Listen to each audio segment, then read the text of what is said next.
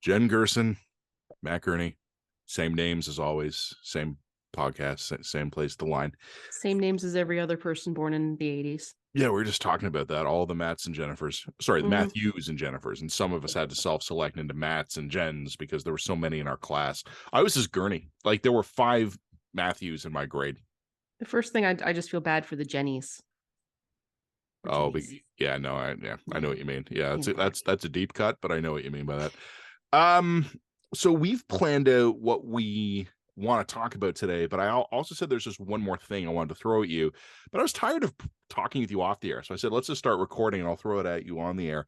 Which is rare for you to be tired of talking in any circumstance, on or off. I got a Leaf game starting. You got to get on with it. All right, so we're gonna keep this short for once. Healthcare deal this week. Okay, healthcare. I don't know if I have anything at all really to say about the healthcare deal because it's all still so vague and to be determined because there's these bilateral deals they need. But I got 2 points I want to make about it. One, the amount of money that's new is smaller than I expected because there'd been these rumors floating around for a couple of days that it was going to be about $100 billion over 10 years. When you account for what money was already budgeted under the automatic escalator, it's less than half of that. It's 46 billion new dollars. Hey, look, 46 billion here, 46 billion there. Sooner or later, you're talking real money. But 46 billion over 10 years is a lot, but not massive. So, okay, interesting. I don't think this is going to fix jack shit. That's what it comes down to. Like, you throw billions of dollars at a problem, you'll improve it around the margins. So we'll hire some nurses, we'll buy some MRI machines, maybe we'll even build some facilities. This ain't going to fix anything. The other point I was going to make, you and I in recent weeks have been talking at some length about how the Liberals are fucked. And they're in a losing streak right now. And earlier this week, there was some of the ethics stuff around Mary Ng coming up again and the Amanda Alvaro stuff. Mary Ng has had to sign an agreement pledging she won't break the rules again, which, by the way, I want that to be how I'm disciplined from this time forth. If I got caught breaking the ruls, I will pledge to not break the rules. Not to break the rules. Sweet no breaking deal. The rules for you this time. We mean it. Okay. I promise to do better this time. Here's the point I want to make, and we can make it concisely. If the Liberals were counting on this healthcare deal to be the win that turns things around for them, I don't get the feeling it is. Is there any excitement? This isn't a big visionary page turning kind of policy announcement. All it is ensuring things continue in their status quo, that things remain more or less stable. This is the baseline, and you're meeting the baseline. Or even slightly exceeding the baseline, but you don't turn around an 8-point poll deficit and months of bad headlines by slightly exceeding baseline. This isn't, I would have thought maybe there'd be a big swing here, and there isn't. Makes me wonder if there's no money left. There's no money left. And then the other issue is that nobody actually has the cojones to address healthcare at a systemic level. Nobody will do that. We would rather let the system collapse and people die en masse. Oh yeah, before we actually address systemic issues. Correct. Yeah, no, people are going to die because it's awkward to talk about. Yep. No, that's. I'm not even like, neither of us is being sarcastic there. Like, this is just literally, that's just how things work here. I saw that poll a few days ago showing the net positives for private delivery of public health care. Sky high.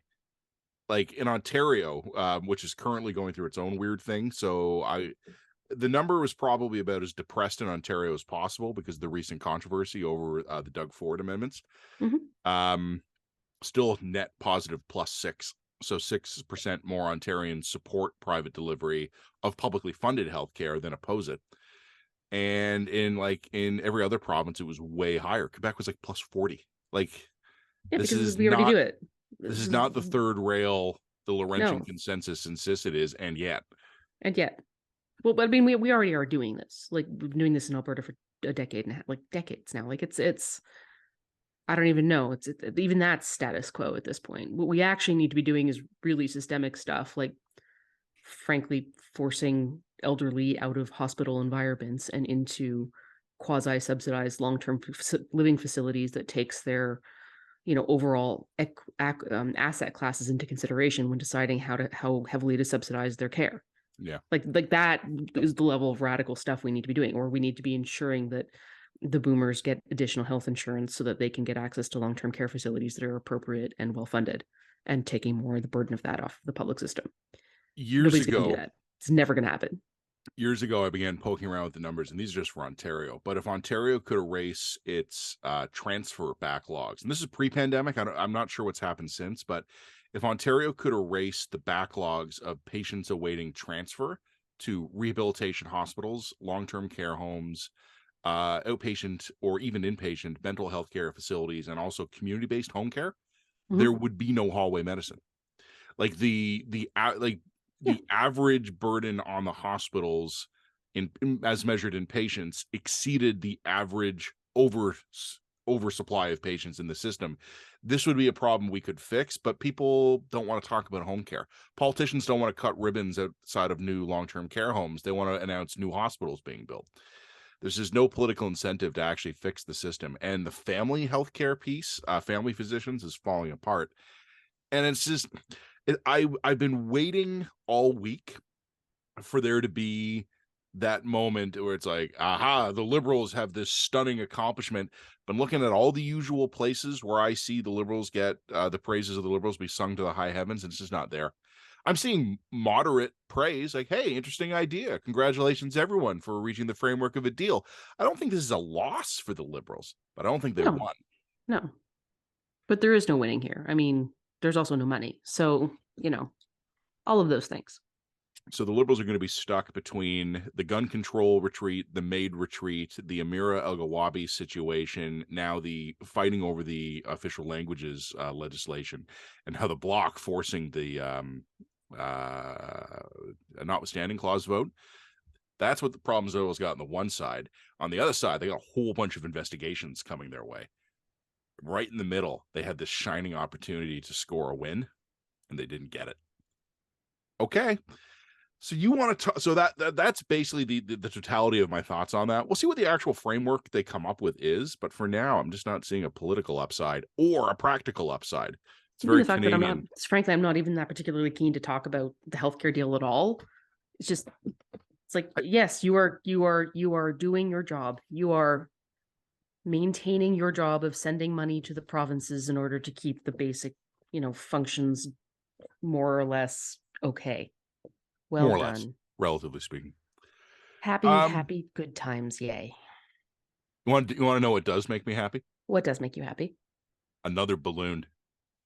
Yes, this is fun. So just a couple of hours ago, before we started filming this, NORAD found another balloon on the edge of North American airspace. It was over Alaskan territory, or on the border of Alaskan territory, near Canada, but over U.S. terrain, and the U.S. took it out. So, now, okay, explain to me this. Firstly, how do we know for sure that these aren't just weather balloons? Oh, we don't. It's totally possible that this is like some Macy's Day parade thing that's been in the stratosphere, but now we're alert and we're shooting the shit at anything that comes near us. I have no idea where this balloon comes from, but I know the Chinese better be going, yikes.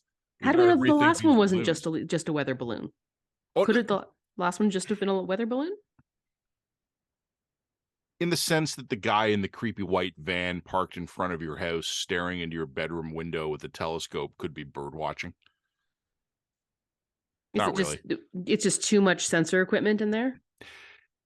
It's an awful lot of sensor equipment to be hovering directly over a Minuteman missile field to be plausible as a weather balloon. Now, the second one could be some scientific experiment that got loose and drifted, but now we're looking for this stuff, so we took it out just to send a message. But the first one was a spook balloon for sure. Okay, so what exactly is the logic, as far as the NatSec nerds go, of China sending a spook balloon? Like, what was the value add for China? Two things aside from the actual images themselves. Not even images, apparently. According to reports, the main ability of the balloon was monitoring local communications. So you park that fucker right over a Minuteman missile field, and then you listen into the chatter. Interesting. But I would honestly say, more than anything else, it's political messaging. That's the thing I don't understand. I don't understand what the value is in this from a political perspective from China. Okay, I understand why they want to monitor communications from an espionage point of view. So podcast but listeners, surely they had to have known that this was going to get caught. podcast listeners are going to be somewhat robbed here because I'm going to demonstrate visually what the political value of this balloon is. Are you ready for it? Yes. Oh, okay. Yeah. All right. Sure.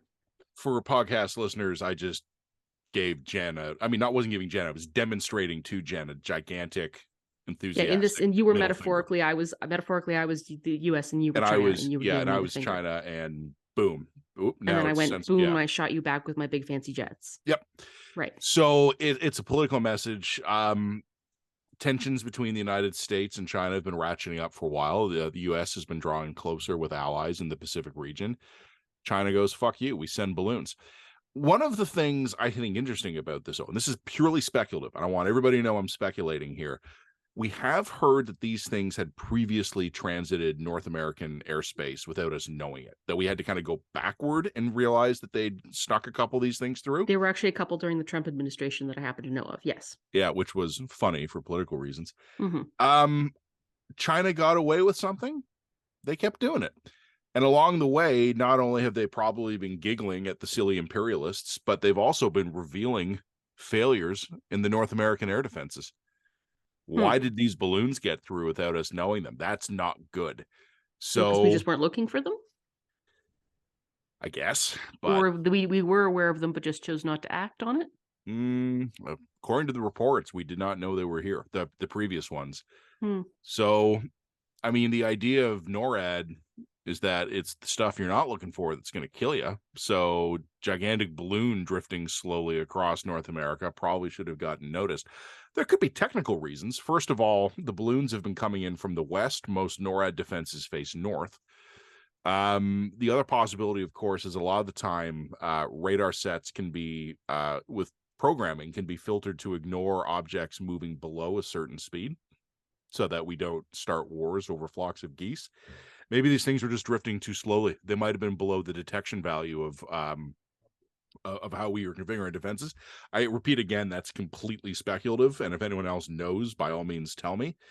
But somewhere along the way, the U.S. realized this was happening, and now they're looking for them. So even if this second one that just got zapped on Friday is a stray weather balloon from Finland or something, it's a message the U.S. is sending to China, right? We're watching now, and we will destroy these things on sight. So I honestly, this story is a combination of high stakes geopolitical intrigue and shooting balloons, which is perfect for you. This is so up your alley. It's not even funny. But it's like the high end intellectual stuff combined with the absurdity of a gigantic white balloon ball floating over Montana. Like, yeah. I love it. That's also what made the balloon genius in the first place, right? It's smart espionage. Well, it's also a smart middle finger. They should have drawn a big penis on it. Well, one of the things people were joking the U.S. should have done is they should have just shot lasers with propaganda at it. So turn it into like a giant billboard that floats over the United States and goes, China sucks, and we all laugh. The videos out of the Carolinas of the people cheering when this balloon got brought down, best story of the year, 10 out of 10. We should do another mug this year with the balloon. Ooh. Yeah. Right? Yeah, I like it. Yeah. So I'll do a little balloon medley. On the balloons. I like the balloons. I want to write about this interview that CBC President Catherine Tate gave to the Globe and Mail, where she firstly made two comments which set phones ablaze. The first was that she noted that eventually CBC will probably go to all digital streaming, but not immediately. I don't think there's a lot of there. I think by the time the CBC goes to all digital streaming, we'll all be digital anyway, and traditional radios and TVs will have been abandoned by that point. So, I mean, it's a bit of the CBC is going to slowly follow where the technology leads, is not actually the lead that anybody thinks it is, but whatever. The second one is more interesting to me, and that was where she actually took pot shots at Polyev by name, I believe, which is interesting to me because it's really dumb. If you were the president of the CBC, you should never mention Polyev's name, Trudeau's name, Singh's name. Your job is to understand the broader political culture in which you are in, and to make sure you don't get yourself embroiled into partisan political fights that will wind up with you getting your fucking government money pulled. Don't be dumb. Like, it's just, this goes back a little bit to the Alberta Danielle Smith fight, because it's the same sort of problem. The CBC assuming that it has so much credibility and so much trust among the Canadian public at large that it can make stupid decisions. And in fact, the opposite is true. Its credibility among a significant portion of the public is absolutely zero. And every time, it makes an error, and I do think this is a political error, it just reinforces what the Conservatives have long been saying. So Conservatives are going to fundraise against this, as they absolutely already have. Every time that the CBC decides to play chess, partisan chess, they're going to find themselves outmaneuvered because they are poorly equipped to do the type of political strategy that would be required of them. And this is just utterly indicative of this. And I don't know how Catherine Tate is managing the internal stuff at CBC. Let's operate under the assumption that she's managing that great. She's doing a super competent job on the inside. Part of her job is public facing, and part of her job is also to be able to, like I said, navigate the broader political waters. And for her to be picking partisan fights like this is so dumb. It's so dumb. She should be completely above that. She should not be engaged in that. She should be like, our role is to serve all Canadians, and we will do what's possible to ensure that the Conservative voters within Canada are just as well served as the Liberal and NDP voters, because, we're all one Canada. Like, she should be giving absolutely benign nostrums of that nature. That is her job. And instead she's like, we're getting pot shots by Pierre Poilievre. I'm like, firstly, nobody cares about your whining. Nobody cares about your whining. And secondly, you're giving these people exactly what they want, and they're better at this game than you. So what are you doing? Why are you being this dumb? It's just so stupid. I can't even wrap my head around it. I have a theory. Okay. And first of all, let me say, agree entirely. Yeah. 100% agreement. You and I have written before. We sent an explicit message to our friends in the media, which apparently did not reach the level of apparently Catherine this Tate. memo did not get around. We said avoid fights with the Conservatives because they're going to Yeah. pick them and they're going to monetize them and they're going to use them against you, and they're better at it than we are. Yeah. Okay. Well, okie dokie. Catherine Tate either was not aware of or chose not to heed that advice. But I do have a theory why, and you've already touched on it. Mm-hmm. You said a minute ago, assume she's managing everything, for sake of argument, she's managing everything internally brilliantly. She's managing internally when she does this. This is her making an error, but I bet you the error is born of the people at CBC and Radio Canada need to see their, what is she, president? CEO? I forgot what her title is, but whatever it is, they need to see their Catherine Tate out there standing up for the organization and talking back against those who attack it's the wrong play, but I bet you that's where it comes from. But wouldn't that suggest that her own internal position is potentially threatened? And that this is a play? Or she's indignant. Well, fair enough. Yeah, like I get indignant all the time, and this is why I always come to you before I send out my indignant email responses. You're getting better. Calm me down. Remind me that we're the adults in the room now, and I have to act like it. Fair enough. But this is not the adult move. This is not the adult move. I have had the experience before of being in a management role where a bad man was saying bad things about my people for bad reasons. Mm-hmm. And I felt like a coward, and I felt gutless, and I felt like I was letting my team down when I did not respond in public. Mm-hmm. But my Vulcan brain overrode my human emotions and reminded me about that old saying about what happens when you get into the mud to fight with the pigs. You get covered in shit and the pig enjoys it.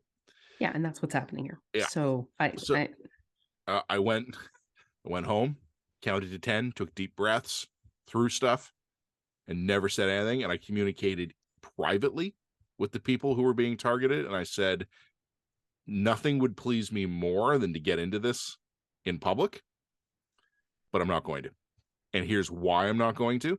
First of all, won't help me. Second of all, won't help the company. Most important, won't help you. Won't help you. It will not help you for me to engage publicly on this. No. And that was really hard. Yep. And I have to assume that's what Tate is doing here. I don't think she should have, but I can maybe understand why she felt I can empathize. I can empathize with it as a human and a non-Vulcan, but this is bad political strategy that the CBC is playing here. Y'all aren't good at chess. Let's just put it that way. No, you're not. They're not. We should probably insert the mandatory disclosure here that you and I do occasionally do panels on the CBC. Oh yes, that would never stop me from giving them shit when I think. No. This is worth mentioning because we'll get killed if we don't. Fair enough. I think there is a broader and more interesting conversation here, though. I don't know what the CBC does I don't know what the right move is here for the CBC. And I think it's easy for us to say, and I think we're right to say that what Tate did was wrong. Mm-hmm. But how does a public broadcaster that operates two large news divisions in 2 languages, how does it cover fairly a guy who is campaigning to disband you? That is a really interesting question. Don't give him ammunition. Yeah, I don't know, just a thought. Like the only way you respond to that, honestly, is you say, we respect his political opinion, and as a political leader, he's got the right to campaign on our disbanding as he sees fit, but there's a process for that. And in the meantime, we're going to fulfill our mandate as professionally as possible. Like that's your only play. It's your only move. It's just to demonstrate to Canadians your value and worth, and that you're above the political fray and are a worthwhile and trustworthy organization. The problem is that I don't think that the CBC has always been that. And how should I say this? The distrust that people have for the CBC is not solely rooted in the mean things conservatives have said about them.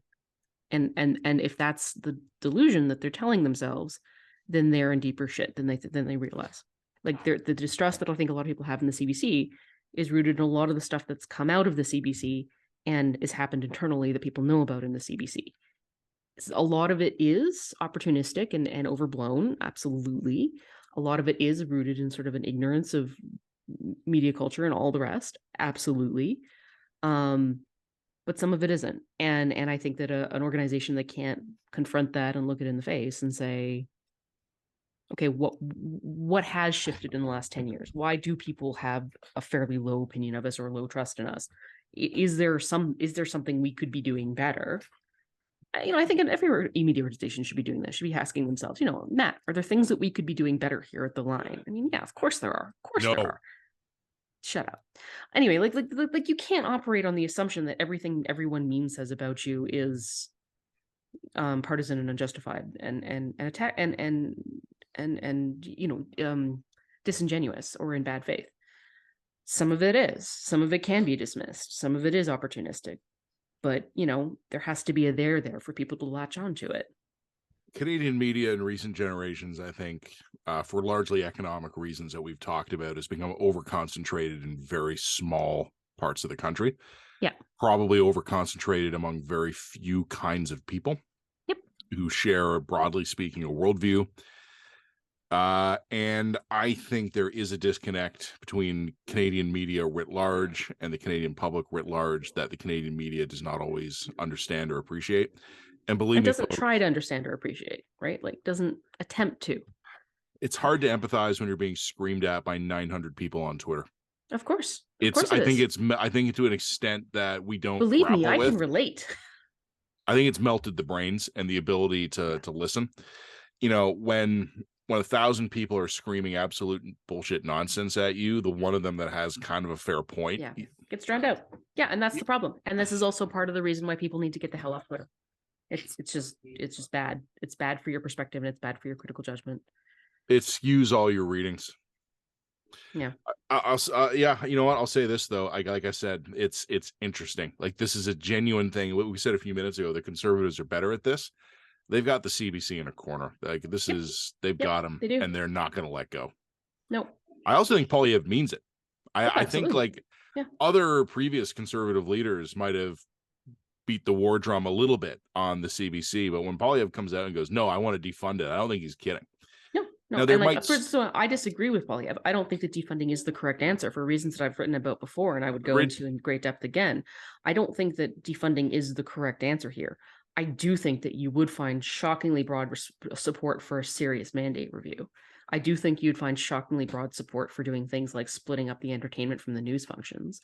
I do think you'd find shockingly high support for redirecting resources to certain underutilized or undervalued sections of the organization, like radio, certain local televisions, like, you know what I mean? Like, I do think there's some serious changes the CBC could consider and make itself a better, more useful product to Canadians as a whole in the process.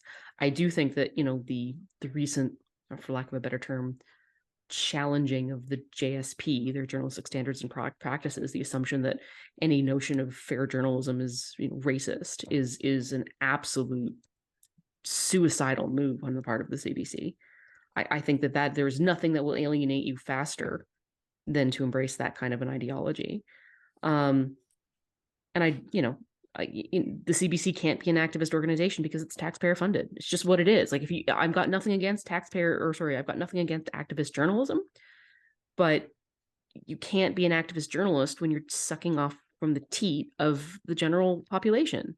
It's just, it's not going to work. I have comments to make, but I have a very serious question. Why in that context do we pronounce it teat? Is it not teat? It is. But why is it teat in that context, but not others? Is it just old? It's tit is T-I-T and teat is T-E-T. Yeah. Yeah. I just don't know why, because we're talking about the same thing. Breasts. Yeah. Yeah. And also, so I don't, okay, whatever. Doesn't matter. So one of the listeners will know and they'll let us know. Yeah. Agree with you entirely. I think one of the problems I've had with the CBC, this is a guy who cashes CBC checks occasionally and likes the CBC and likes the people who work there. And I'm glad we have them, especially they're crucial. I do not want the CBC defunded. Me neither. And not just for my own personal, like, economic reasons. I think for reasons we'll get into shortly. It would be bad for the country to have the CBC defunded. But I also think there's this weird habit of the CBC basically being, instead of going, where can we put our energy and our resources that there is no coverage on currently, they're like, how many anchors should our little watched evening show have? Yeah, it's mandate creep problem. The fundamental issue that the CBC deals with isn't ideological; it's actually mandate creep. They don't focus their resources to how can we be most useful and most of service. Yeah, do the most good. Yeah, instead they think, well, how can we do everything? So I've been hosting radio shows in one form or another for a decade, and the most staff I've ever had has been a producer, a technical operator, the person actually working the mixing boards, worried about the technical stuff, a producer who worries about the content, and occasionally the luxury of an intern. Mm-hmm. I have a specific memory of being on a CBC show for like a radio hit. Yeah, I had 6 producers. Yeah, and I remember thinking at the time, they're putting out a better product than I am. It's more polished, it's research more in depth, probably harder hitting journalism, but not 600%. Like, you're not at a certain point, you hit diminishing returns. Well, and then the other problem you hit is, like, I'm sorry, but I listen to the CBC quite religiously. There's some shows that I really, really like, and everything that I don't like is, please listen to my sob story. Have you heard this sob story about the single mom who's going to the food bank and blah, blah, blah, blah, blah? Like, it's just like, I can only process so many individual goddamn sob stories. I'm not talking about the news section. I'm talking about just like being between the news. It's so goddamn much personal journalism, individual sob story about something, you know, like some historic injustice. I can't deal with that much. Like, I routinely am going to switching on to QR 107, which is the Calgary local talk radio, and finding more interesting talk radio than when I go to the CBC. Routinely. Not as slickly produced, because they only have one producer. More likely to have little cock-ups and errors. Yeah. But more interesting hosts talking about things that are actually applicable to me and not fixated on the sob story of the week. When I think of those 6 producers, and I think of which 4 of them I could have loaned.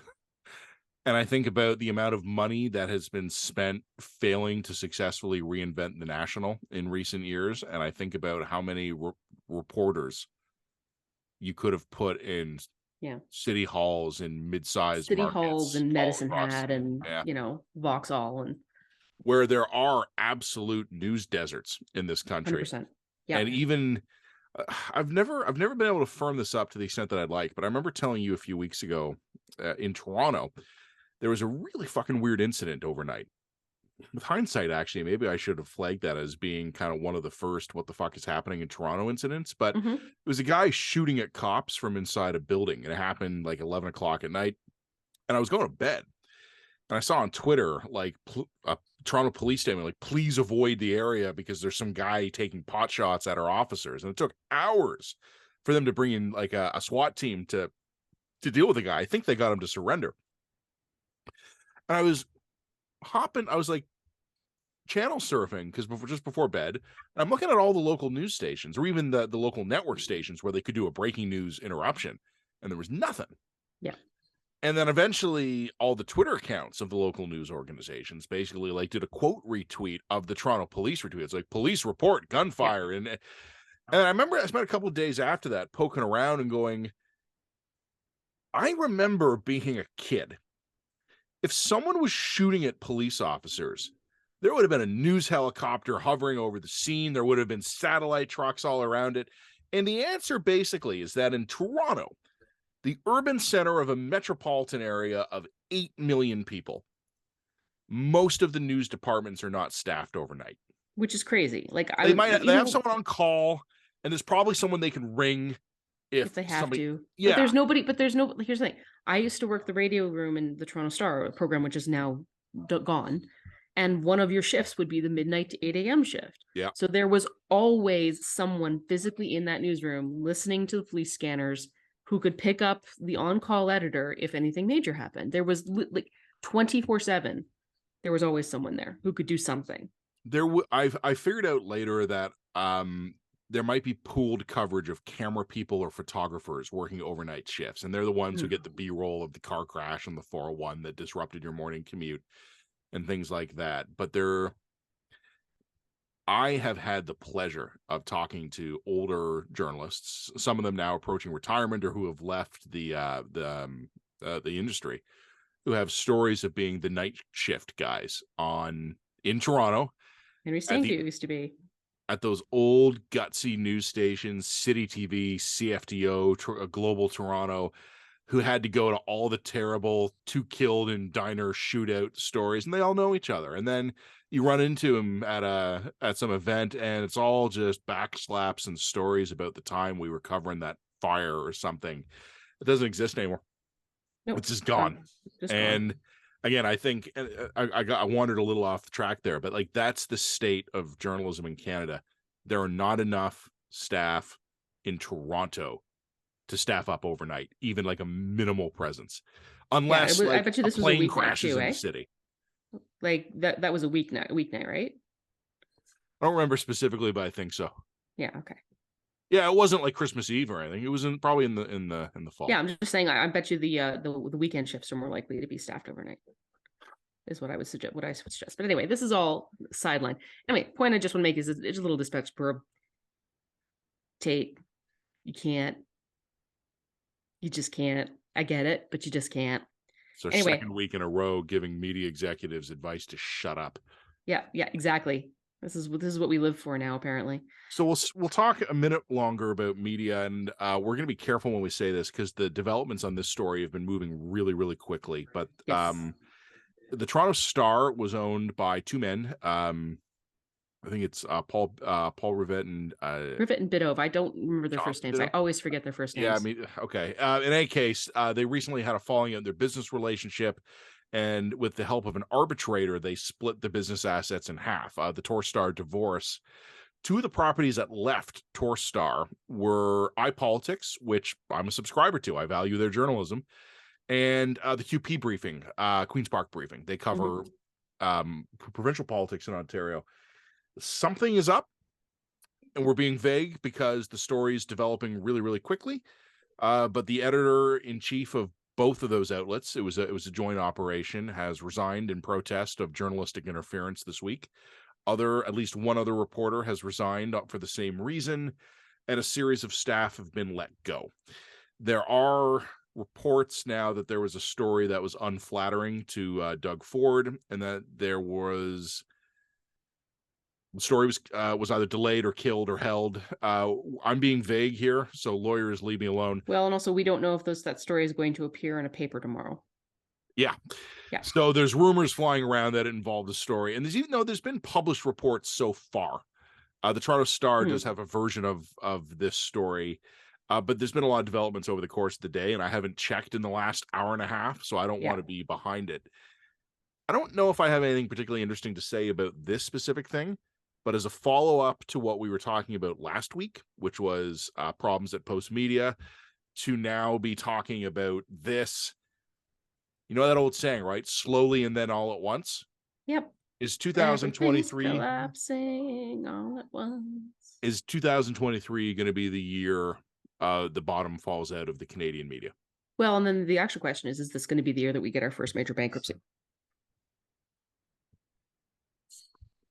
I don't recall this specifically, but I think Post Media emerged from creditor protection out of CanWest, and this was a long time ago now. I think CanWest was bankrupt and then restructured itself, and that's when Post Media got spun out.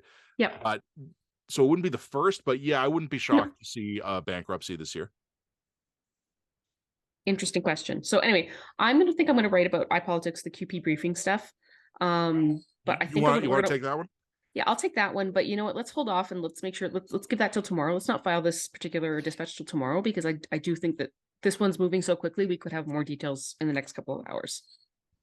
Fair enough. And what's the last one? Let's do real quickly the last one, because I think we're going over time. What I'm going to say simply this. I'm going to want to go check this. Similar situation. I want to make sure I'm fully current on this. But I'm sure you've been watching this week the earthquake in Turkey and Syria. I don't have any wisdom to offer. It's tragic. It's brutal. It's awful. It's an earthquake. It's just there's no natural disaster. Bad things.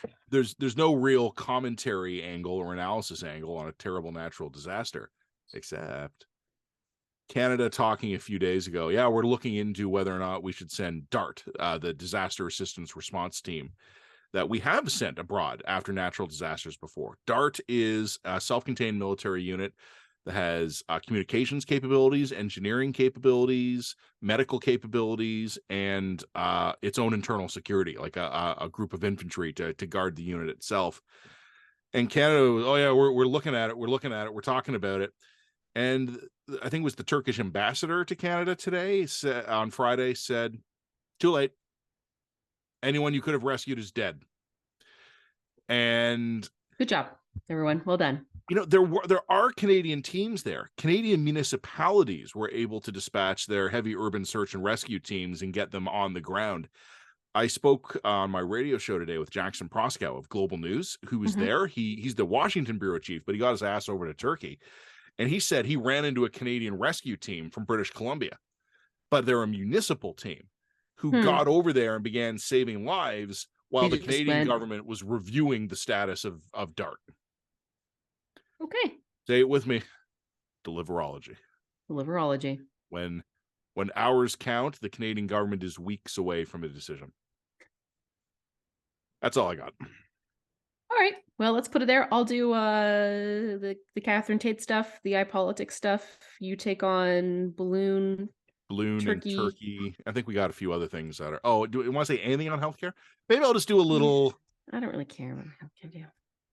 Feels like story of the week in a way. Yeah. I'll see if I can come up with anything remotely interesting. I'll see if I can. I think the political angle might be interesting. The details of the deal. Yeah. Yeah, we got a few more things coming in. That's all I got. Okay, right. So do you want to hold here? We're totally breaking the fourth wall. When do you want me to publish the podcast? I'll publish the podcast now, but Friday. And then we'll do the dispatch Saturday. Wonderful. Okay, thanks, Jen.